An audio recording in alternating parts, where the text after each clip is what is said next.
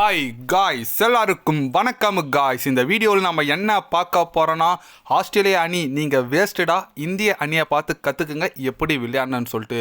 கண்டிப்பாக இதுதாங்க இந்திய அணியோட ஆரம்பம். ஒரு பேஸ்மெண்ட் போட்டாங்க, கண்டிப்பாக அரையிறுதிக்கு முன்னேறி இந்த முறையும் இந்திய அணி தாங்க T20 உலகக்கோப்பை வெல்லும், நீங்கள் வேணால் பொறுத்து வந்து பாருங்கள் அப்படின்னு சொல்லிட்டு ஓப்பனாக இந்திய அணிக்கு ஆதரவாக சவால் விட்டு பேசியிருக்காருங்க. முன்னாள் ஆஸ்திரேலிய அணியோட கேப்டன் சொல்லாங்க, அதிரடி வீரர்னு சொல்லலாம் ரிக்கி பாண்டிங். அது மட்டும் இல்லாமல் ஆஸ்திரேலிய அணியை தாக்கி பேசியிருக்காரு, இந்திய அணியை பார்த்து கற்றுக்குங்கன்னு சொல்லிட்டு. அவர் என்ன பேசினாரே அது பேசினார் சொல்லிட்டு வீடியோ டீட்டெயிலாக பார்க்கலாம். அதுக்கு முன்னே நீங்கள் நம்ம சேனலுக்கு புதுசாக வந்திருந்தீங்கன்னா ஒரு சப்ஸ்கிரைப் மட்டும் பண்ணிவிட்டு வாங்க, வீடியோக்குள்ளே போகலாம். ஆமாங்க, ரிக்கி பாண்டிங் அவர் என்ன சொன்னார் கேட்டிங்கன்னா, உண்மையாக இந்திய அணி ஒரு பேஸ்மெண்ட் போட்டாங்கன்னு சொல்லலாம் செமிஃபைனலுக்கு. ஏன்னா வெஸ்ட் இண்டீஸ் அணி எதிராக கண்டிப்பாக அவங்க வீழ்த்துவாங்க, எனக்கு நம்பிக்கை இருக்குது. ஜிம்பாபே அணி எதிராக இப்படி விளையாடுவாங்கன்னு சொல்லிட்டு நான் கொஞ்சம் கூட எதிர்பார்க்கல. லாஸ்ட் மேட்ச் ஏன்னா தான் இந்திய அணி தோற்றுருந்தாலும் சவுத் ஆஃப்ரிக்கா அணிக்கு ஆப்போசிட்டாக, ஆனால் அவங்களோட ஸ்ட்ரென்த்தை இந்த போட்டி நீங்கள் பார்த்துருப்பீங்க. ஜிம்பாபே ஒன்றும் ஈஸியாக எடுத்துக்காதீங்க, ஆஸ்திரேலியா அணியை அடித்தவங்க.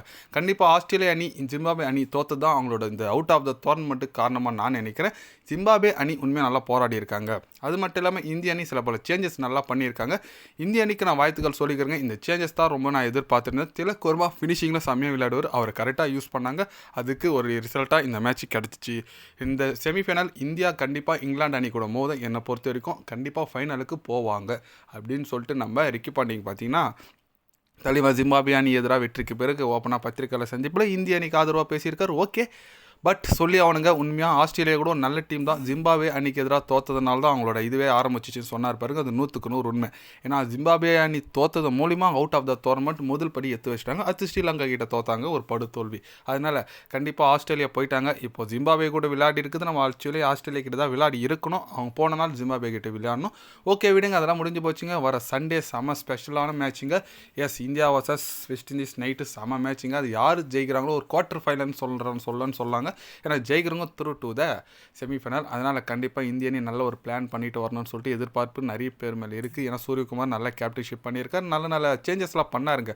சஞ்சு சாம்சன் என்னதான் ஒரு சரியாக விளையாடினாலும் அந்த லெஃப்ட் அண்ட் ரைட் காம்பினேஷன் செம்மையாக இருந்துச்சு. 1 டவுன்லேருந்து திலக் வர்மா தூக்கி இஷான் கிஷன் போடார், செம மூவ் அது. அதே போல் 5th டவுன் ஹர்திக் பாண்டியாவே எடுத்தார். நல்ல ஒரு ஹிட்டிங் எபிலிட்டி, நல்ல ஒரு ஹர்திக் பாண்டியா எடுத்துகிட்டு வந்தது மேட்ச் நல்லா கை குத்திச்சுங்க. கண்டிப்பாக இந்திய அணி இந்த முறை கோப்பையை வெல்லும், அதில் எந்த விதமான சந்தேகம் இல்லைன்னு சொல்லிட்டு ரிக்கி பாண்டிங்க சொல்லியிருக்காரு. பொறுத்து வந்து பார்க்கலாங்க. நீங்கள் சொல்லுங்கள், இந்திய அணி இந்த முறை கோப்பை வெல்லுமா வெல்லதா? உங்களோட கருத்துக்கள், உங்கள் ஆதரவு யாருக்கு என்னன்னு சொல்லிட்டு மறக்காமல் கமலில் கொஞ்சம் சொல்லுங்கள். இது போன்ற ஸ்போர்ட்ஸ் யூஸாக தெரிஞ்சுக்கணுன்னா சேனலை சப்ஸ்கிரைப் லைக் ஒன்று பண்ணிக்கிங்க. கண்டிப்பாக day by day channel update வரும், மறக்காமல் சப்ஸ்கிரைப் மட்டும் கொஞ்சம் பண்ணி வச்சுக்கோங்க. நன்றி, வணக்கம். உங்களோட செமிஃபைனலிஸ்ட்டு சொல்லுங்கள். ஏன்னா ரிக்கி பாண்டிங் என்ன செமிஃபைனலிஸ்ட்டு சொல்லியிருக்காருன்னா, இந்தியா அப்புறம் சவுத் ஆஃப்ரிக்காப்பா, அந்த குரூப்பில் இங்கிலாந்து நியூசிலாண்டுப்பான்னு சொல்லியிருக்காரு. உங்களோட யார் யார் செமிஃபைனலுக்கு வருவாங்கன்னு நினைக்கிறீங்கன்னு சொல்லிட்டு மறக்காமல் கமலில் கொஞ்சம் சொல்லுங்கள். நன்றி, வணக்கம்.